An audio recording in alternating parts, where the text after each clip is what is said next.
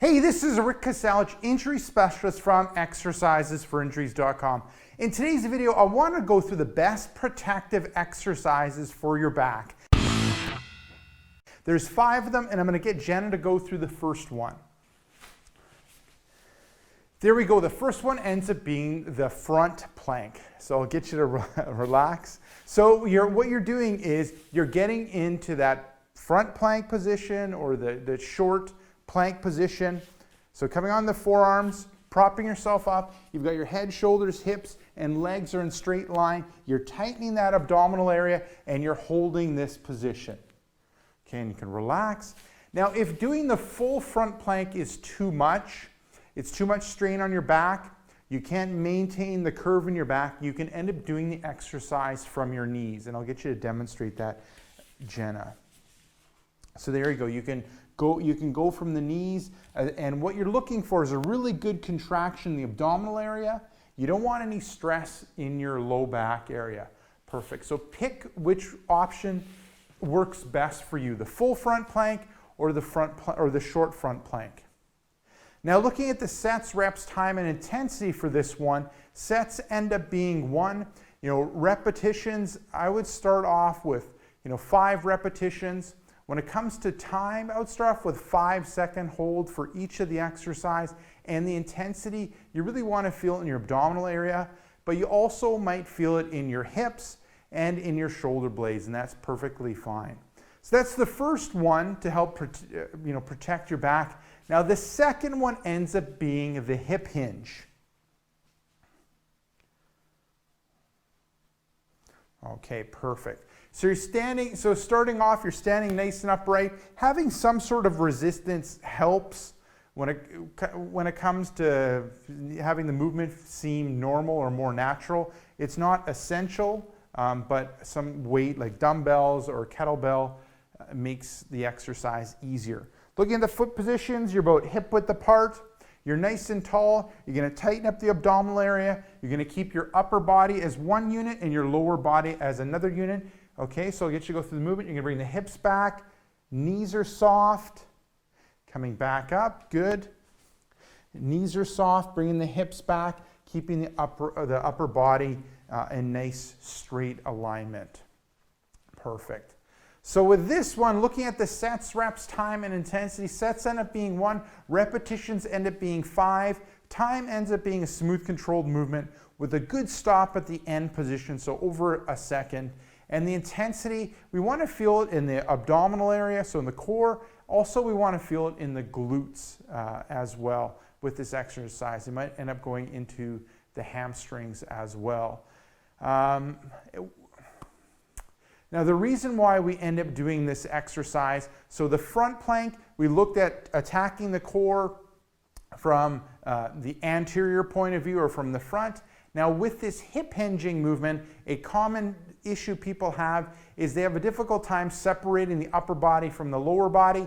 They will end up having all the movement happen, let's say in their lower back, and we don't want that. We want the movement to happen in our hips as opposed to the movement happening in our back. So that's what this hip hinging exercise does. It helps educate the body to do that. Also to strengthen the body, the trunk, and the trunk when the core, specifically strengthen the core when the trunk ends up moving forward. And I'll leave it at that. And now the third exercise ends up being the glute bridge.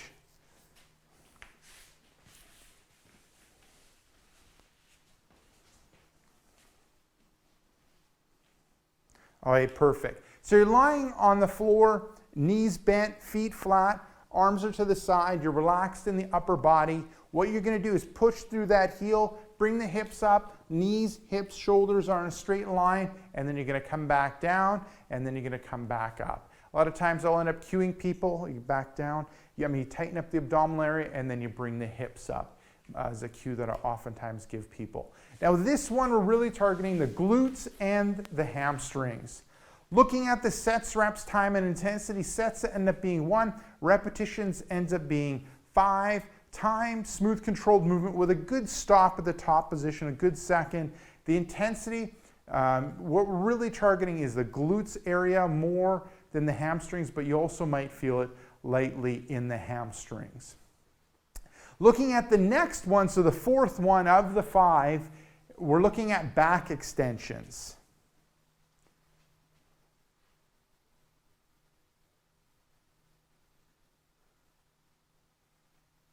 Okay, so you're standing nice and tall, legs are, straight legs, toes pointing ahead. You're gonna put your hands kind of at your pelvis area. You're gonna arch back, bending through the back, bending through the mid-back, and bring the head back, good. And back to the start. And then I'll get you to face this way. So you can see hands are at the hips area.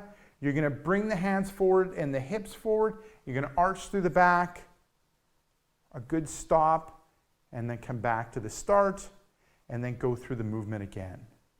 Good, hips forward, arching through that low back, mid back, bring the head back, perfect. So with this one, looking at the sets, reps, time, and intensity, sets end up being 1, repetitions end up being 5. Time is a smooth, controlled movement with a good stop at the end position, a good second, and the intensity, what we're really targeting is the mid-back area. So this would be a light exercise. It's more of a mobility exercise, loosening up the lower back, loosening up the joints in the lower back. That's what we're focusing on this exercise. Now moving to the 5th and last exercise. This is the cat and cow exercise. I'll get Jen to do a couple repetitions, and then I'll break it down for you. Okay, perfect. So you're moving into a 4-point position. Hands are underneath the shoulders. You can move that in a little bit more. And then knees are underneath the hips. We want the head, shoulders, and hips in good alignment. Then what you're going to do is, drop the head, round out the mid-back, round out the low back, hold it there for a second, and then go the other way. Bring the pelvis forward, drop that low back, bring the head back. Good, rounding out the other way, and moving back and forth. Dropping the head, rounding out the mid-back, rounding out the low back, tilting the pelvis back, now tilting it forward, dropping that low back, dropping the mid-back, bring the head up. Perfect. So that ends up being the cat and cow exercise.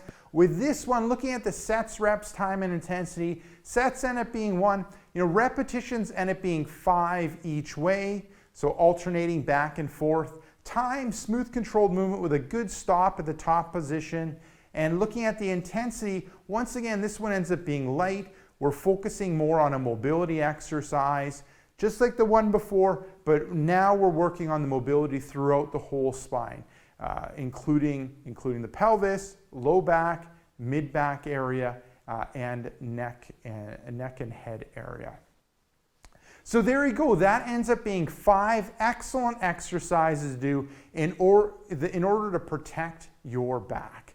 Now, if you are suffering from back pain and want some of my best tips and tricks when it relates to back pain, then click right here. I have a brand new free report called 5 Tricks That Fight Back Pain and Tightness. Just click right here. Let me know where to send you that report, and I'll send you that report right away. Now, if you're watching this on a tablet, smartphone, mobile device, head down below in the description and click the first link, which will end up being exercisesforinjuries.com/backs. Let me know where to send the report, and I'll send you that report right away.